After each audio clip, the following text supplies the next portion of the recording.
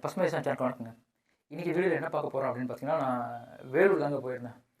வேலூர் வந்து ஒரு இயற்கை விவசாய பணிக்கு தான் போயிருந்தேன். அதாவது மனோகராயோட இயற்கை பணிக்கு தான் போயிருந்தேன். இவர் பார்த்தீங்கன்னா ஒரு கல்லூரியில் வந்து பேராசிரியராக இருந்திருக்காரு. ரிட்டையர்ட் ஆகிட்டார்.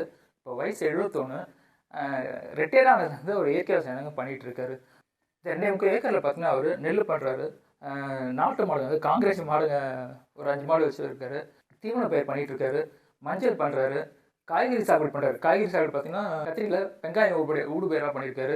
மிளகாயில் வெங்காயம் பண்ணியிருக்காரு. தக்காளியில் வெங்காயம் பண்ணியிருக்காரு. இந்த மாதிரி பல விவசாயம், ஒரு விவசாயம் பல விவசாயம் பண்ணியிருக்காரு. இதில் என்ன விஷயம்னு பார்த்தீங்கன்னா, இந்த 2.5 ஏக்கரையும் வந்து அவரே வந்து பராமரிக்கிறாரு. அந்த பண்ணைக்கு தேவையான இயந்திரங்களும் அவர் வந்து வாங்கி வச்சு அவரே வந்து ஓட்டுறாரு. ஏன்னா செலவு குறைக்கலாம் அப்படின்றாரு. இன்றைக்கி வீடியோவில் பார்த்தீங்கன்னா மனோகராயோட பண்ணையை தான் பார்க்க போகிறோம். முதல் வீடியோ என்ன அப்படின்னு பார்த்தீங்கன்னா, அவர் மஞ்சள் சாகுபடி பண்ணிகிட்டு இருக்காரு. இயற்கையில் தான் பண்ணிகிட்டு இருக்காரு. அதை மதிப்பு கூட்டியும் வந்து விற்பனை பண்ணிட்டு இருக்காரு. ஏன்னா அப்படியே விற்றா அந்த அளவுக்கு லாபம் இல்லைங்கய்யா. இன்றைக்கி இந்த வீடியோவில் மஞ்சள் சாகுபடி எப்படி பண்ணுறாரு, அதை அறுவடை எப்படி பண்ணுறாரு, அதை அவர் வச்சுருக்கிற இயந்திரத்தை எப்படி அதை பாலிஷ் பண்ணி எப்படி அதை மதிப்பு கூட்டி போடுறாரு, எவ்வளோக்கு விற்கிறாரு அப்படின்னு பல தகவல்கள் இந்த வீடியோவில் நம்ம பார்க்கலாம். வாங்க வீடியோக்குள்ளே போகலாம். ஐயா வணக்கங்கய்யா. வணக்கம் சார். உங்கள் பேர் ஒரு சொல்லுங்கள். என்னுடைய பெயர் வந்து மனோகரன் சார்.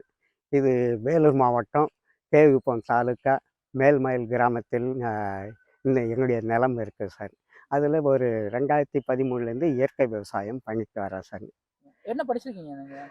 நாங்கள் வந்து எம்எஸ்சி எம்ஃபில் முடிச்சுட்டு அரசு கல்லூரியில் கணித பேராசிரியராக பணியாற்றி வந்து 2013 ஓய்வு பெற்றேன் சார். ஓய்வு பெற்ற பின்னால் எங்களுடைய பூர்வீக தொழில் வந்து விவசாய தொழில் தான் சார். விவசாய குடும்பத்தை சேர்ந்தவன். அதனால் சின்ன வயதிலேருந்து விவசாயத்தின் மீது ஆர்வம் உண்டு. அந்த ஆர்வத்தின் காரணமாக ஓய்வு பெற்ற பின்னால் நாங்கள் மறுபடியும் விவசாயத்தில் வந்து இயற்கை விவசாயம் பண்ணலாம் என்ற இதுக்காக நாங்கள் இந்த விவசாயம் செய்துட்டு வர்றோம் சார். நீங்கள் ஆரம்பத்தில் இயற்கை விவசாயம் தானே, செயற்கை விவசாயம் பண்ணியிருக்கீங்களா? செயற்கை விவசாயம் அப்பா காலத்தில் இருந்தது சார். எப்படி நீங்கள் இயற்கை விவசாயத்தில் எப்படி வந்தீங்க? அதாவது நாங்கள் வந்து அப்போது வந்து அப்பா இருக்கும்போது நாங்கள் வேலையில் இருந்தோம் சார். பணியாற்றி கொண்டு இருந்தேன். அதனால் அப்பா கூட நாங்கள் இல்லை.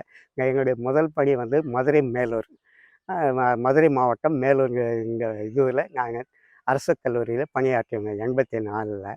அதுக்கு பின்னால் வந்து குடியாத்தம் அரசுங்க திருமகள் ஆலைக்கல்லூரியில் நாங்கள் 88லேருந்து ட்ரான்ஸ்ஃபர் ஆகி 2013 வரையிலும் வேலை பண்ணேன்.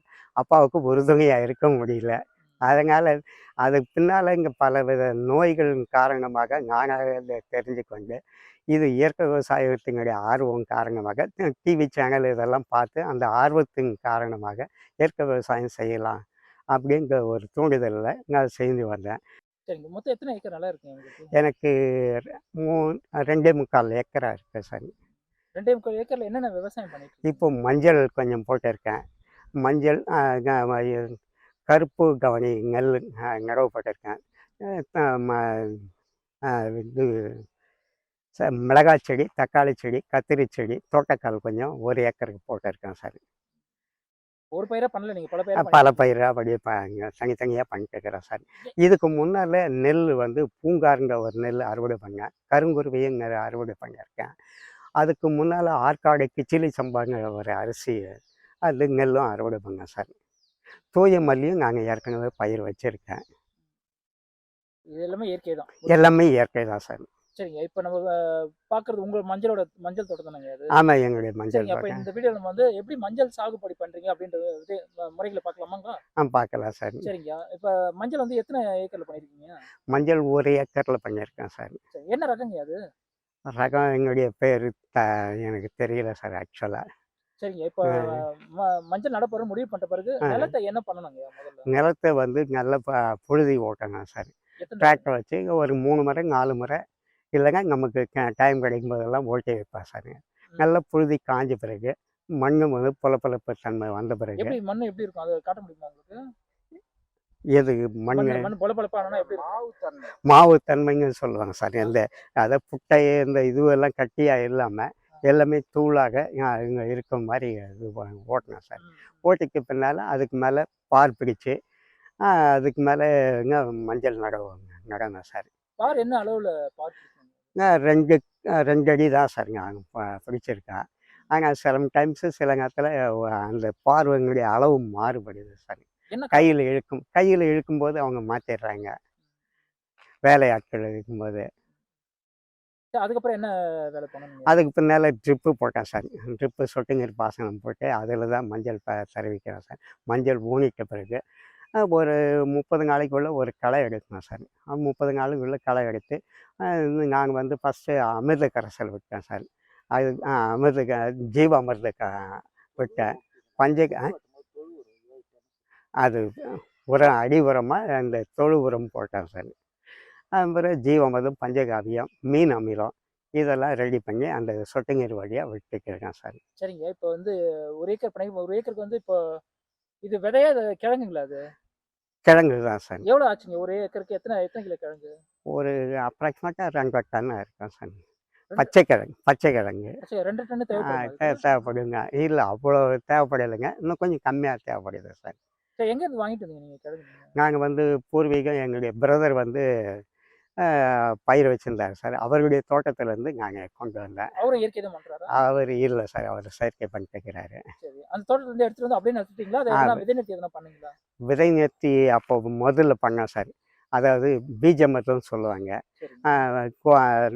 4 கிலோ கோமியம், 4 கிலோ கோமியம், 4 கிலோ சாணி, சுண்ணாம்பு இதை கலக்கி வச்சு 12 மணி நேரம் பொறுத்து அதில் துவச்சி நட்டோம் சார்.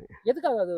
அந்த வேர் அழுகல் நோய் வராமல் தடுக்கிறதுக்காக அது செய்கிறோம் சார். சரி, அது பண்ண வேலைகள் நோயெல்லாம் எதுவும் வரலையா? வரல சார், எதுவும் இல்லை சார். இது எத்தனாவது தடவை நீங்க மஞ்சள் 3வது முறை சார்.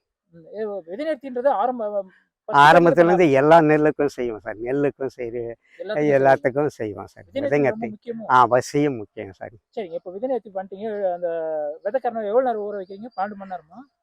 விதைக்கிறங்க அவ்வளோ நேரம் தேவையில்லை சார். நெல் வந்து ஊற வைப்போம் 12 மணி நேரம். இது எவ்வளோ இந்த எல்லாம் வந்து ஜஸ்ட் ஒரு 1/2 ஹவருக்குள்ளே எடுத்துருவோம் சார். அது உள்ள நனைச்சிட்டு துவச்சிக்க கொஞ்ச நேரம் இருந்து காய போட்டு அப்படியே எடுத்து எப்படி நடணும்? அதுல நடவு முறை எப்படி பண்ணீங்க? நடவு முறைங்கக்கா ஆட்களை கூப்பிட்டு ஒரு அடிக்கு ஒன்று ஒரு விதை அப்படி நட்டுட்டு வந்தோம் சார்.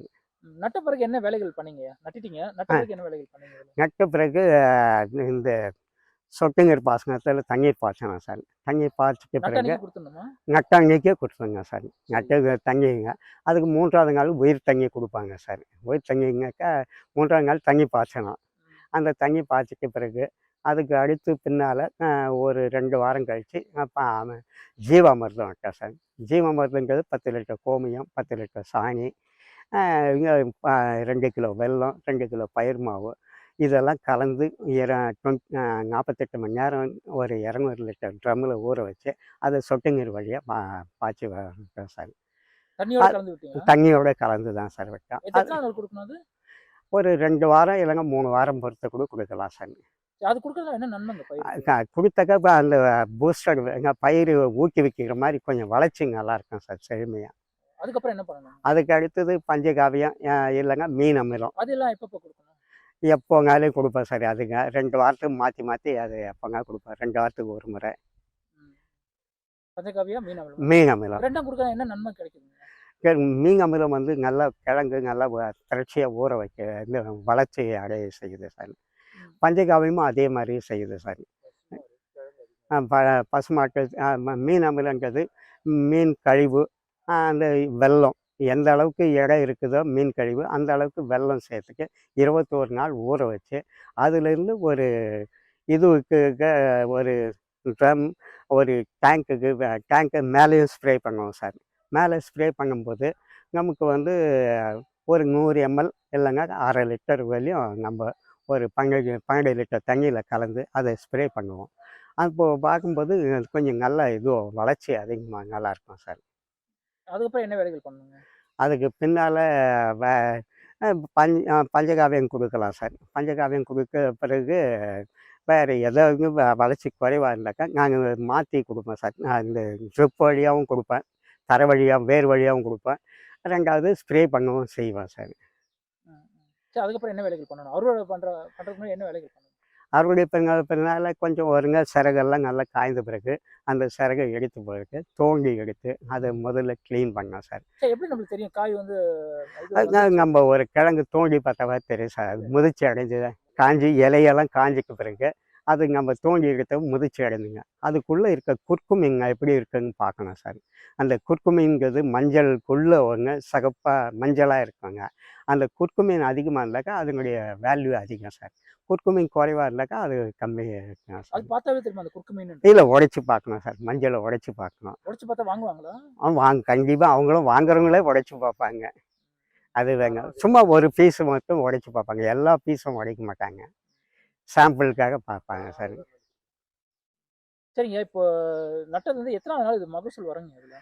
ஆக்சுவலாக 10, 11வது மாதம் வந்துடும் சார். அந்த 11 மாசம் வரைக்கும் இதுல ஊடுபயிர் எதனா பண்ண முடியுமா? இல்லை, இதில் எதுவும் ஊடுபயிர் பண்ணுறதில்ல சார். ம். சரி, இப்போ இதுக்கு எவ்வளோ செலவு பண்ணியிருக்கீங்க? அதாவது இந்த ஊடுபயிருங்கக்கா அந்த பார் ஓட்டும்போது கொஞ்சம் பெரிய பாறை ஓட்டினாக்கா ஊடுபயிர் பண்ணலாங்க. நாங்கள் சின்ன பாறை ஓட்டினதுனால அது ஊடுபயிர் எதுவுமே பண்ணல. மஞ்சளை பொறுத்தவரை எதுவும் ஏன் பண்ணல. சின்ன பரா பண்ண காரணம்? அந்த நேரத்துக்கு சின்ன பயிர் மஞ்சள் கொஞ்சம் நெருக்கமாக இருந்தாக்கா களைகள் வராதுங்கிறதுனால அது விட்டேன் சார். சரிங்க. இப்போ இதுக்கு எவ்வளோ செலவு பண்ணியிருப்பீங்க? எவ்வளோ இந்த ஒரு ஏக்கருக்கு எவ்வளோ செலவு பண்ணியிருப்பீங்க? எவ்வளோ மகசூல் எடுப்பீங்க? மகசூலுங்க செலவுன்னு சொல்லும்போது ஒரு 50,000த்துக்கு அதிகமாகிடும் சார். 40, 50 செலவு. ஆகிடும். ஒரு ஏக்கருக்கு கிட்டத்தட்ட ஏறக்குறைய கொஞ்சம் அந்த ஏர் ஓட்டுற இந்த செலவெல்லாம் ஆகிடும் சார். இல்லைங்க சில நேரத்தில் நம்ம சொந்த உழைப்பு இருந்தாக்கா நமக்கு குறையுது சார். எவ்வளோ குறையும்? ஒரு 20, 30 கிலோ 30 ரூபாயில நிற்கும் ஆவரேஜாக. சொந்த உழைப்பா இருந்தா? சொந்த உழைப்பாக இருந்தாக்கா. வருமானம் வந்து வருமானம் வந்து ஒரு 50 ரூபா 60 ரூபா வரும் சார். நான் வந்து இந்த பாலிஷ் பண்ணி மஞ்சள் எடுத்து வேக வச்சு பாலிஷ் பண்ணி அதுக்கு வந்து சேல்ஸ் பண்ணுறதுனால கொஞ்சம் கொஞ்சம் ப்ராஃபிட்டாக இருக்குங்க. பச்சை மஞ்சளாக கொடுத்தாக்கா ரொம்ப விலை கம்மி சார். மதிப்பு கூட்டி விற்கிறதுங்க. மதிப்பு கூட்டி விற்றாக்கா நமக்கு மார்க்கெட்டிங் வேல்யூ கொஞ்சம் கூடுது சார். அப்படியே விற்றா?